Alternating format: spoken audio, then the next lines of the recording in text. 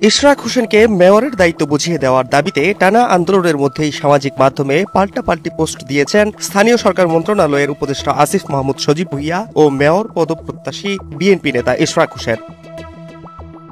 ঢাকাবাসী ব্যানারে টানা ষষ্ঠ দিনের মতো বিক্ষোভ কর্মসূচি পালন করে আন্দোলনরত ইশরাক সমর্থকেরা। দাবি না মানলে আন্দোলন চালিয়ে যাওয়ার ঘোষণাও দিয়েছেন তারা।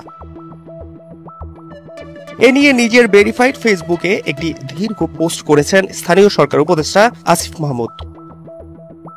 পোস্টে তিনি দাবি করেন, যথাযথ প্রক্রিয়া অনুসরণ না করে বরং গায়ের জোরে দাবি আদায় করার উদ্দেশ্যেই নগর ভবন বন্ধ করে মহানগর বিএনপি এই আন্দোলন চালাচ্ছে। ফলে সিটি কর্পোরেশনের দৈনন্দিন কাজ ব্যাহত হওয়া সহ জনদুর্ভোগ সৃষ্টি হয়েছে।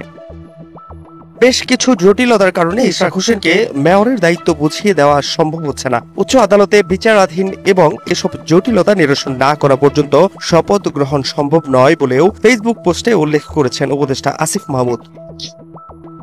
আসিফ মাহমুদের ফেসবুক পোস্টের জের ধরে নিজের ভেরিফাইড ফেসবুক পেজে পাল্টা পোস্ট দেন ইশরাক হোসেন। ফেসবুক পোস্টে তিনি লেখেন, অন্তর্বর্তী সরকারের কারো কারো মনে ক্ষমতার লোভ জন্ম নিয়েছে। নিরপেক্ষতা বিসর্জন দিয়ে যারা একটি দলের প্রতিনিধির কাজ করছে তাদের অবিলম্বে পদত্যাগ করতে হবে। পোস্টে ইশরাক হোসেন উল্লেখ করেন, মেয়র ফেয়র কিচ্ছু না।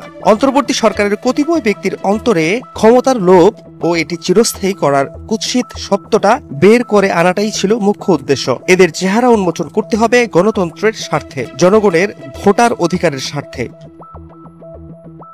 আদালতের রায় ও নির্বাচন কমিশনের প্রজ্ঞাপন প্রকাশের পরও উপদেষ্টা আসিফ মাহমুদের কারণে ইশরাক হোসেনকে মেয়রের দায়িত্ব বুঝিয়ে দেওয়া হচ্ছে না বলে দাবি করছেন মেয়র পদপ্রত্যাশী ইশরাক হোসেনের সমর্থকেরা।